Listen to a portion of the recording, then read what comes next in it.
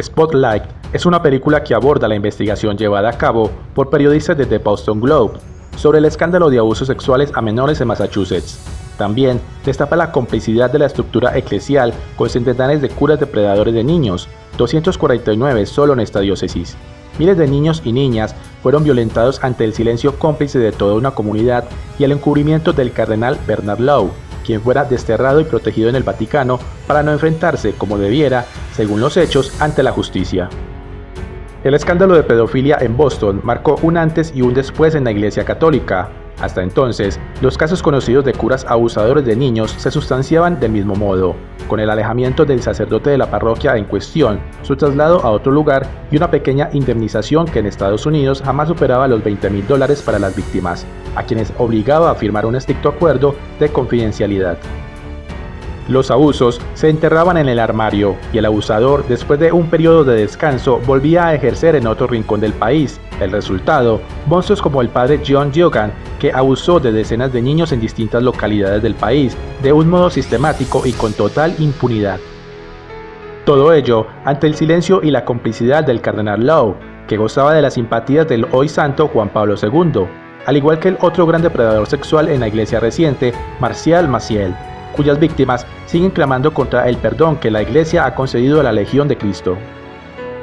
Se llamó Spotlight al equipo de periodistas de investigación que tras un año de investigación publicaron que Yogan había abusado de por lo menos 130 niños entre 1960 y 1998.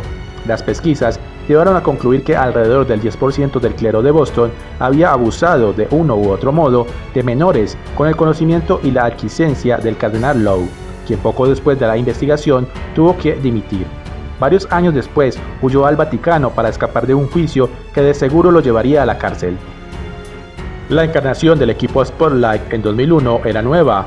El único miembro con más de un año en la unidad era Matt Carroll, quien se especializaba en el periodismo asistido por computadora. Robinson se había integrado al Spotlight a fines del 2000, trayendo con él más de 25 años de experiencia como reportero político local, corresponsal ante la Casa Blanca y jefe del buró en el Medio Oriente del Globe.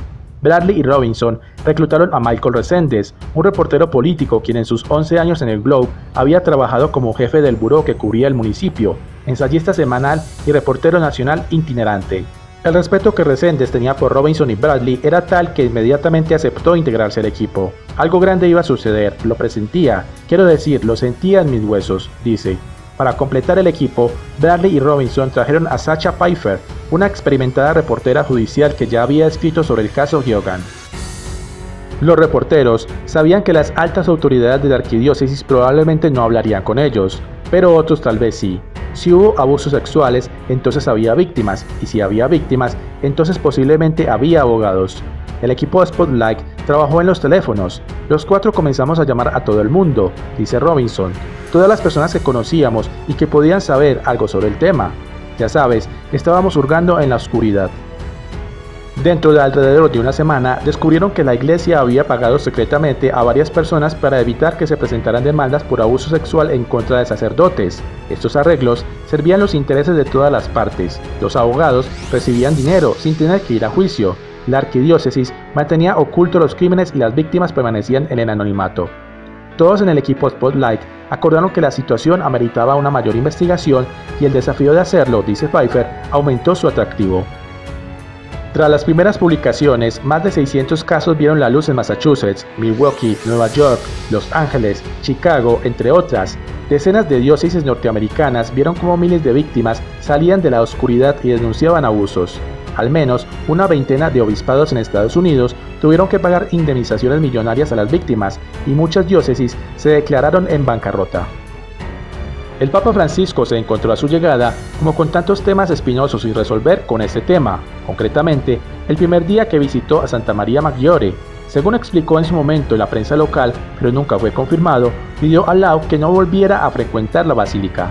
Sin embargo, y pese a que el actual pontífice se tomó mucho más en serio que sus predecesores la cuestión de la pederastia, creó una comisión que debía ayudar a erradicar un fenómeno muy extendido en la iglesia.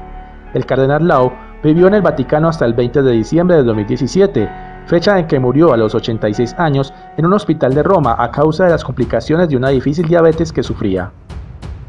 Sin embargo, Lau nunca afrontó cargos penales por el encubrimiento masivo, y a partir de 2004 gozó de una suerte de retiro dorado en Roma, en el que fue protegido por Juan Pablo II, que lo convirtió en arcipreste de la importantísima Basílica de Santa María Maggiore en Roma, cargo que mantuvo hasta 2011, cuando fue sustituido por el cardenal español Santos Abril y Castelo. Pero Lau continuó viviendo en la basílica y siempre mantuvo el rango de cardenal y su puesto en la congregación para los obispos, así que pudo participar en el cónclave en el que se eligió al Papa Benedicto XVII el 19 de abril de 2005 y ejercer como consejero en varias áreas importantes del Vaticano, causando una enorme desazón en la comunidad de víctimas de los abusos sexuales por parte de la Iglesia Católica. El cardenal será para siempre el símbolo de los escándalos de abusos en la Iglesia Católica y de cómo durante un largo periodo se miró hacia otro lado encubriendo a los culpables.